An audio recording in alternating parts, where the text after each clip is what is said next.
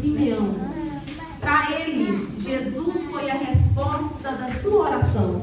Talvez você nunca ouviu falar sobre esse homem, mas a Bíblia vai dizer que havia 400 anos que a terra estava em um silêncio. Não se levantava profeta sobre a terra, mas o Espírito Santo vai falar no coração de Simeão, um homem que não era profeta, que não era sacerdote, mas a Bíblia diz bem claro que ele era justo. Glória. E quando ele pede o Senhor para que ele não morra, até que ele não veja a consolidação acontecer, o Espírito Santo vai tocar em seu coração e vai dizer para ele sair de casa. Gente, isso é profundo. Você sabe por quê? Não tinha profeta. Era silêncio. Não tinha ninguém pregando. Não tinha ninguém no templo falando sobre Jesus. Ninguém estava pregando sobre boas novas. Nada tinha acontecido. Ninguém estava esperando nada. Mas aí, Jesus já começa a nos mostrar algumas coisas sobre quem ele é. Porque Simeão, ele não estava esperando ninguém vir sobre ele com a mão, com o óleo ungido para poder profetizar. Mas ele foi sensível para ouvir o Espírito Santo falar no coração dele o quê? Pode ter 400 anos que ninguém fala, mas eu estou trabalhando mesmo no silêncio. Glória a Deus. Eu não sei se você entendeu o que Deus está dizendo para você, mas através de Simeão eu vejo Deus falando comigo. Mesmo quando eu não usar profeta, eu estou trabalhando. Mesmo quando não tiver língua estranha, eu estou trabalhando. Mesmo quando não tiver movimento, eu estou trabalhando. Sabe o que é que você tem que fazer, oração da Arabaia? A única coisa é estar sensível para ouvir quando eu dizer, se levanta, meu filho, e faz alguma coisa. Você sabe por quê? Ele sai de casa. Eu sou uma pessoa que eu me coloco na cena, no momento. Pensa, não tem ninguém. E quem está ao redor não acredita, porque sempre é assim. Sempre tem um que tem fé e tem 200 ao redor que falam, não vai dar nada, não é ninguém, não vai dar certo. É verdade. O camarada sai do templo, sai da casa dele e vai para o templo. E na porta do templo ele vê uma mulher. Ninguém falou, ninguém mostrou. Ele não sabia quem era Maria. Mas Jesus tinha 40 dias, estava no colo dela. Ele pega a criança e ele fala assim, agora eu posso morrer, porque cumpriu aquilo que o Espírito Santo me disse. Você sabe o que 3 horas da manhã Deus falava comigo? Por mais que tem muita gente que não acredita mais em promessa, pensa no Simeão. Porque eu falei com ele que ele não iria morrer até eu cumprir aquilo que eu tinha dito. E hoje eu vim aqui dizer para você que eu não sei o que Deus falou com você. Eu não sei qual é a sua particularidade que você tem com Jesus. Só que ele está dizendo, você não vai morrer. Porque ele não é homem que mente. Ele não é colega. Ele não é parente, querido. Ele é teu pai. E ele não mente, ele não volta atrás, ele não engana. Quando ele fala, ele cumpre. Para Simeão, ele foi o cara que mostrou, eu sou o Deus que trabalha no silêncio. Aleluia. Quem era Jesus para a multidão? Para a multidão, é a palavra que mais se enquadra no século 21. Hoje, pastora Daiane, quando eu estava preparando o esboço, mais uma vez eu falei, Jesus hoje realmente não é uma pregação que vai ter um mover, uma coisa que a igreja fica querendo. Porque também, graças a Deus, domingo passado, em quarta, esse pau quebrou aqui. Deus faz tudo certinho. Glória a Deus. Para a multidão, o que mais se enquadra em nós, Jesus era o Papai Noel. Porque a multidão estava lá só pelo que ele fazia. A multidão não pensava em renúncia. A multidão não queria mudar de vida. Para a multidão tanto faz estar e tanto faz não vir. Para a multidão não tem compromisso, não tem responsabilidade. E por que isso enquadra em nós? Porque a pergunta hoje que eu te faço é, quem é você na casa de Deus? Discípulo renuncia. Discípulo transforma. Discípulo está pecando, mas está lá com o coração prostrado. Multidão não. Deus, aleluia. Eu só quero que você tenha, depois disso, tchau, obrigada. Querido, hoje Deus te trouxe aqui para te confrontar, porque se você não participa da mesa, já passou da hora de você tomar vergonha na sua cara e mudar de vida. Aleluia. Quem me conhece sabe como eu prego.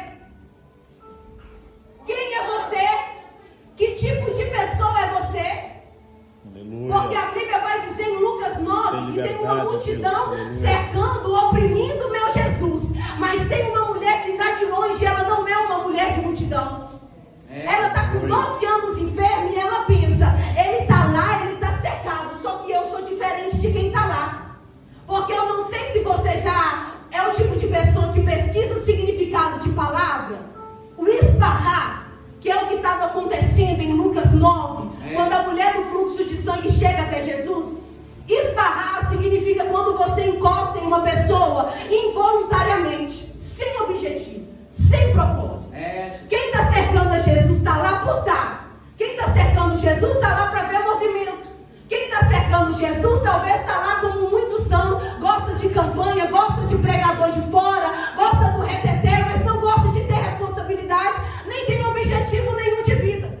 Só que tem uma mulher de fora que sabe, se eu não tocar nele com propósito, eu vou morrer. Se eu não tocar nele com objetivo, eu não sei quando eu vou ter outra oportunidade. E você sabe o que eu aprendo com a mulher do fluxo de sangue? A gente tinha que ser mais que nem ela. A gente tinha que olhar para Jesus como se talvez daqui uma hora ele fosse tirar meu fôlego de vida.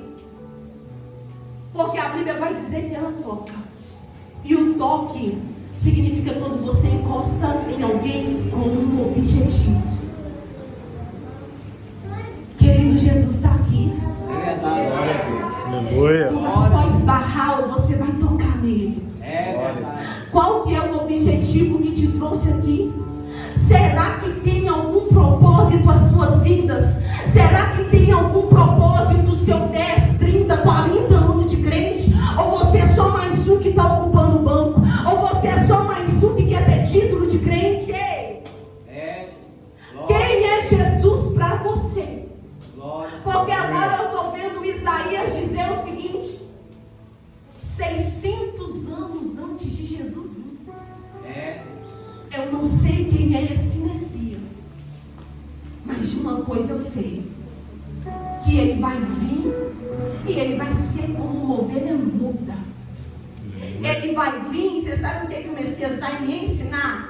Que o amor também é um silêncio. Que o amor também é um não. Porque a cena é bem clara. Jesus está em silêncio e o Pai está como? O Pai não afasta o cálice. O Pai não tira a dor. O Pai não tira o sofrimento. Você sabe por quê? Jesus está me mandando dizer pra gente aqui: até dor tem propósito. Até lágrima tem propósito.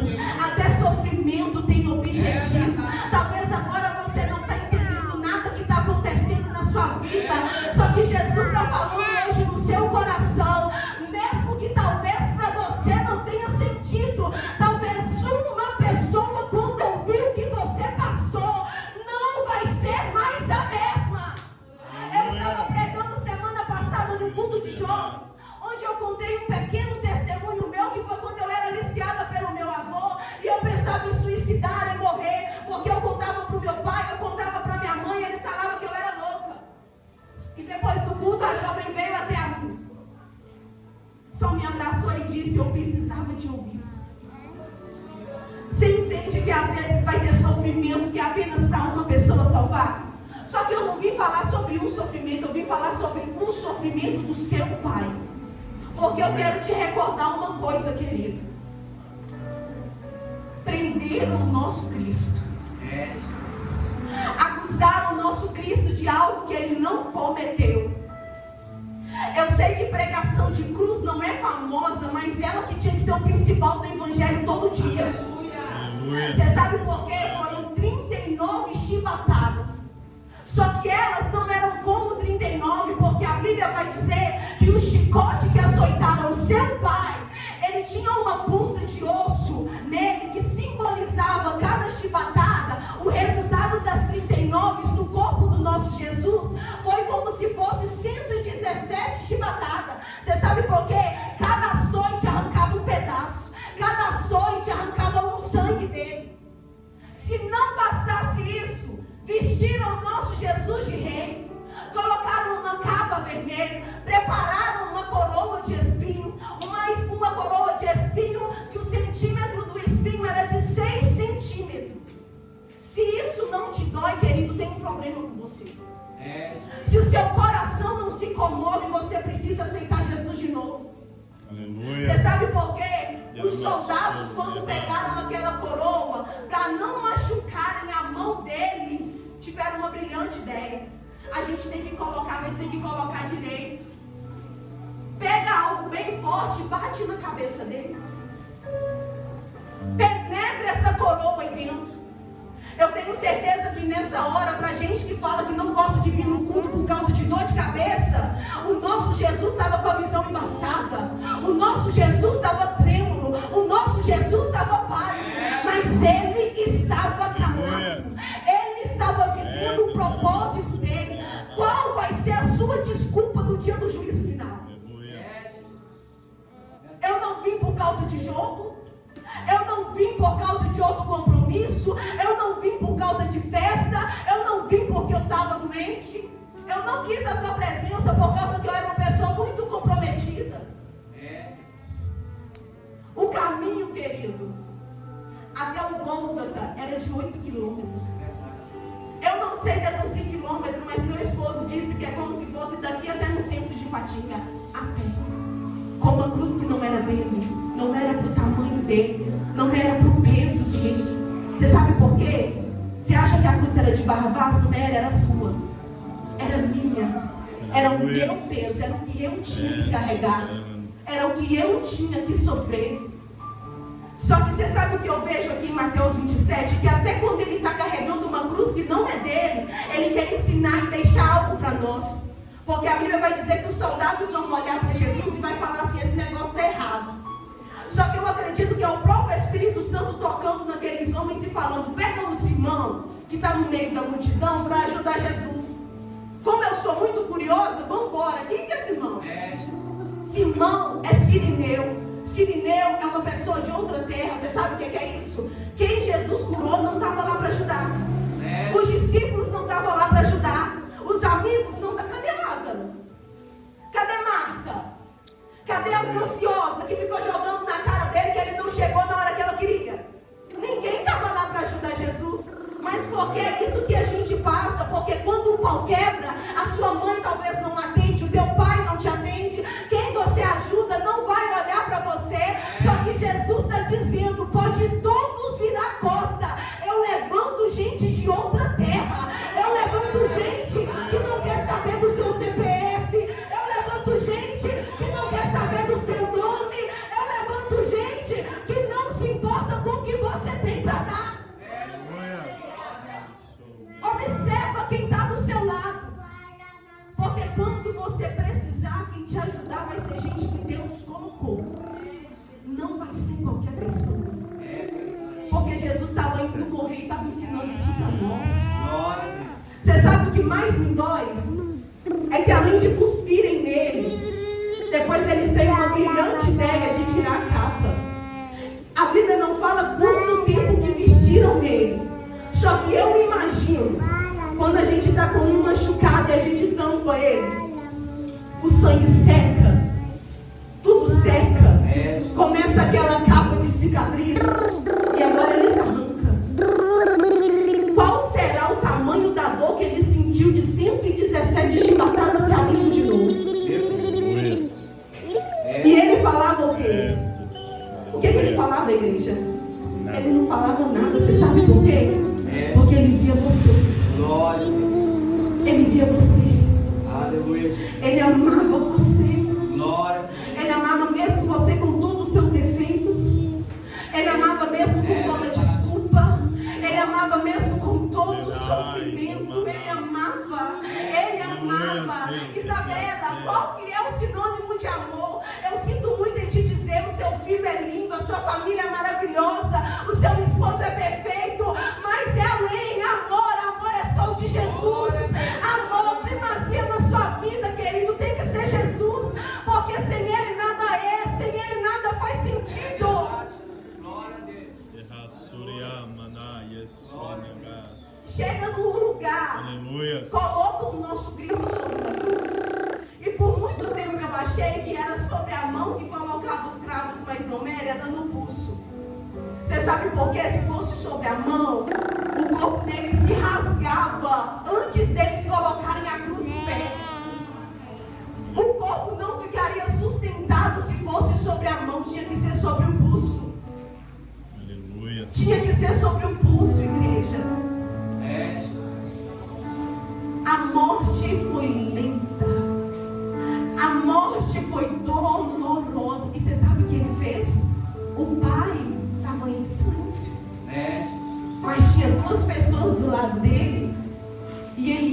escolheu salvar um ladrão. Aleluia. Mesmo quando talvez a mente dele já não estava raciocinando. Porque quem é que tem pensamentos em dor? Quem é que consegue calcular as coisas quando está sentindo dor? Mas ele calculou, você sabe por quê? Porque ele veio aqui para nos mostrar que o evangelho é simples. Ele veio aqui para nos mostrar que você não pode virar a cara nem odiar alguém. Por mais que você esteja sofrendo, você precisa de amar. Ele veio aqui nos mostrar que o preço que tinha que ser pago, ele já pagou. Você não pode ter ódio no coração. Você sabe por quê? Ele está na cruz, ele está morrendo, ele está pensando em salvar a gente. Ele está pensando em levar a gente para o céu. Agora eu pergunto para você, aonde você vai chegar com essa sua individualidade? Aleluia. O céu é só seu? Não é possível. A morte de cruz foi só para você, Alecrim Dourado. Não é possível. Não é possível que ele está lá no Calvário. Aleluia.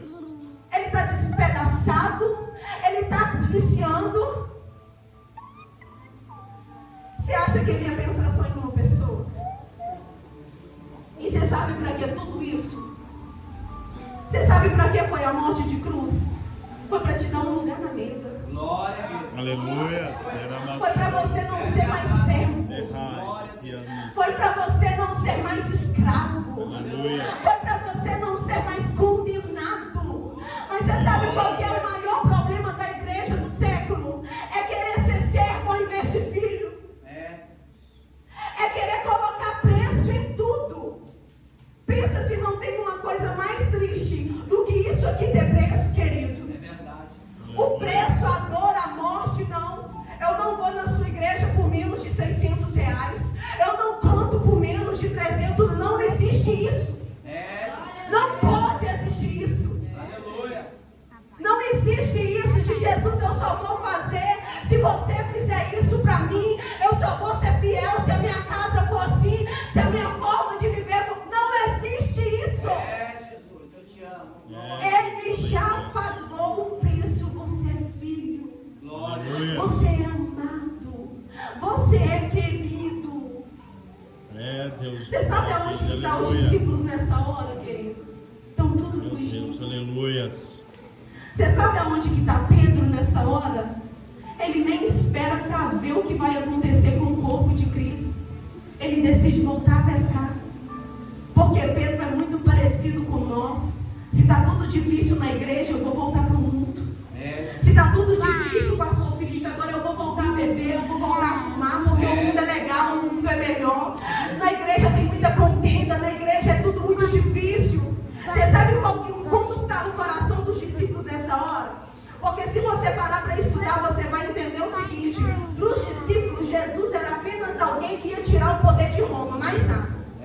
E quando não acontece o que eles queriam, eles pensam assim: esse negócio não é mais para mim. Porque Pedro está indo embora e está levando 7 com ele.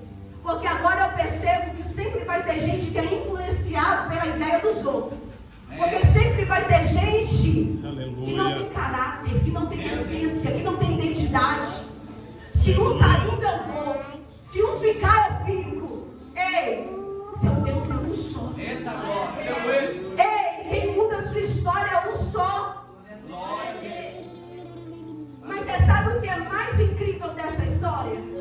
Enquanto tem Pedro indo, enquanto tem 7 indo com ele, enquanto tem 2 indo para Emaús, porque eu não sei se você sabe o significado de Emaús, é fonte quente. Jesus é fonte de água viva, mas tem gente que prefere beber água de qualquer lugar, ficar em fonte de qualquer lugar, ficar em qualquer ambiente, só que tem.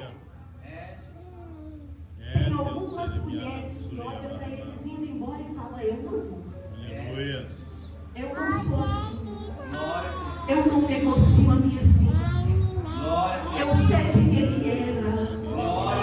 Eu vou me ungir o corpo dele. Não é à toa que Jesus apareceu para mulheres. Você sabe por quê? Elas não foram influenciáveis. Até quando você vai ser uma pessoa influenciável?